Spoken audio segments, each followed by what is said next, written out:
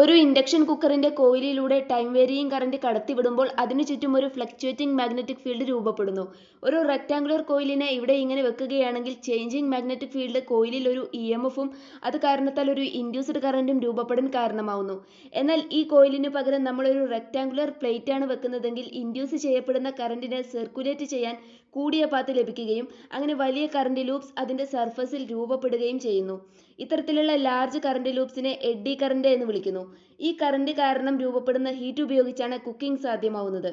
കണ്ടക്ടറിൽ ഈ രീതിയിലുള്ള വിടവുണ്ടാക്കി ഒരു കോമ്പിനെ പോലെ ആക്കുന്നതിലൂടെ നമ്മൾ ശരിക്കും അതിനിടയിൽ ഇൻസുലേറ്റഡ് ആയിട്ടുള്ള എയറിനെ ഇൻട്രൊഡ്യൂസ് ചെയ്യുകയാണ് ചെയ്യുന്നത്. ഇത് കണ്ടക്ടറിന്റെ ഓവറോൾ റെസിസ്റ്റൻസ് കൂട്ടാൻ കാരണമാക്കുന്നു. ഇത് എഡ്ഡി കറന്റ് കുറയ്ക്കാൻ സഹായിക്കുന്നു. ഇവിടെ എഡ്ഡി കറന്റിന് ലഭിക്കുന്ന ഏരിയ വളരെ കുറവായതിനാൽ അവ ചെറിയ ലൂപ്പുകളിലായിരിക്കും സർക്കുലേറ്റ് ചെയ്യുന്നത്. ആയതിനാൽ ഇത് എഡ്ഡി കറന്റ് കുറയ്ക്കാനും ഹീറ്റ് ലോസ് കുറയ്ക്കാനും സഹായിക്കുന്നു. ഒരു ട്രാൻസ്ഫോമറിൽ രൂപപ്പെടുന്ന എഡ്ഡി കറന്റിന് അതിന്റെ 3D കോറിൽ സർക്കുലേറ്റ് ചെയ്യാൻ കൂടുതൽ സ്പേസ് അവൈലബിൾ ആവുന്നു. എന്നാൽ ഇതിനെ തിൻ സ്ലൈസസ് ആക്കി ലാമിനേറ്റ് ചെയ്യുകയും ശേഷം അവയെ ഒരുമിച്ച് ചേർക്കുകയും ചെയ്യുന്നതിലൂടെ നമുക്ക് എഡ്ഡി കറന്റ് കുറയ്ക്കാനും അതുവഴി ഹീറ്റ് ലോസ് കുറയ്ക്കാനും സാധിക്കുന്നു. ഇവിടെ നമുക്ക് ഒരു ഫ്ലക്ച്വേറ്റിംഗ് കറന്റ് കടത്തിവിടുമ്പോൾ മാഗ്നറ്റായി മാറുന്ന ഇലക്ട്രോ മാഗ്നറ്റ് ആണുള്ളത്. സ്വിച്ച് ഓൺ ചെയ്തതിന് ശേഷം അലുമിനിയം റിങ്ങിനെ അതിന് മുകളിൽ വെക്കുമ്പോൾ അത് വായുവിൽ ലെവിറ്റേറ്റ് ചെയ്യപ്പെടുന്നതായിട്ട്, അതായത് പൊങ്ങിക്കിടക്കുന്നതായിട്ട് കാണാൻ സാധിക്കുന്നു.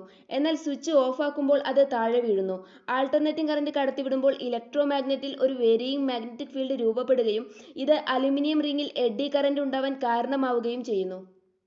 ലെൻസസ് ലോ പ്രകാരം ഈ കറന്റ് ലൂപ്സ് അതുണ്ടാവാനിടയായിട്ടുള്ള കോസിനെ ഒപ്പോസ് ചെയ്യുന്ന രീതിയിൽ മാഗ്നറ്റിക് ഫീൽഡ് ഫോം ചെയ്യുകയും അങ്ങനെ അത് ഇലക്ട്രോ മാഗ്നറ്റിനെ റിപ്പൽ ചെയ്യുകയും ഈ റിപ്പൽസീവ് ഫോഴ്സ് ഗ്രാവിറ്റേഷണൽ ഫോഴ്സിനേക്കാൾ കൂടുതലായതിനാൽ അത് എയറിൽ തുടരുകയും ചെയ്യുന്നു.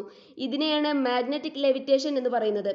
മാഗ്ലെവ് ട്രെയിനുകളിൽ ഈ രീതിയിൽ എഡ്ഡി കറന്റിനെ പ്രയോജനപ്പെടുത്തി എൻറ്റയർ ട്രെയിനിനെ വായുവിൽ ലെവിറ്റേറ്റ് ചെയ്ത് നിർത്തിയിരിക്കുന്നതിനാൽ അവ ട്രാക്കിൽ ടച്ച് ചെയ്യാതിരിക്കുകയും ഇത് ഫ്രിക്ഷണൽ ലോസ് മിനിമൈസ് ചെയ്യാനും സഹായിക്കുന്നു. അങ്ങനെ ട്രെയിനിന് കൂടിയ വേഗത കൈവരിക്കാൻ സാധിക്കുന്നു. മാഗ്നറ്റിക് പ്രോപ്പർട്ടി ഇല്ലാത്ത റൊട്ടേറ്റിംഗ് അലുമിനിയം ഡിസ്കിനടുത്തേക്ക് ഒരു മാഗ്നറ്റിനെ കൊണ്ടുവരുമ്പോൾ പ്ലേറ്റ് അതിന്റെ കറക്കം നിർത്തുന്നതായിട്ട് നമുക്ക് കാണാൻ സാധിക്കുന്നു. ഇതിന് കാരണം അലുമിനിയം പ്ലേറ്റ് മാഗ്നറ്റിക് ഫീൽഡിലേക്ക് എൻ്റർ ചെയ്യുമ്പോൾ ഫ്ലക്സ് കൂടുകയും ലീവ് ചെയ്യുമ്പോൾ ഫ്ലക്സ് കുറയുകയും ചെയ്യുന്നതിലൂടെ പ്ലേറ്റിൽ ഒരു മോഷണൽ ഇഎംഎഫ് ഉണ്ടാവുകയും ഇതൊരു എഡ്ഡി കറന്റ് രൂപപ്പെടാനും അത് ഫോം ചെയ്യുന്ന ഒപ്പോസിംഗ് മാഗ്നറ്റിക് ഫീൽഡ് പ്ലേറ്റിന്റെ ഈ രണ്ട് രീതിയിലുള്ള മൂവ്മെന്റിനെയും ഒപ്പോസ് ചെയ്യുകയും ഇത് പ്ലേറ്റ് ചലിക്കുന്നത് നിർത്താൻ കാരണമാവുകയും ചെയ്യുന്നു. ഈ രീതിയിൽ ഇലക്ട്രോ മാഗ്നറ്റിക് ബ്രേക്കിങ്ങും എഡ്ഡി കറന്റ് മുഖേന ഒരു ട്രെയിനിന്റെ സ്പിന്നിംഗ് വീലിനെ നമുക്ക് സ്റ്റോപ്പ് ചെയ്യാൻ സാധിക്കും.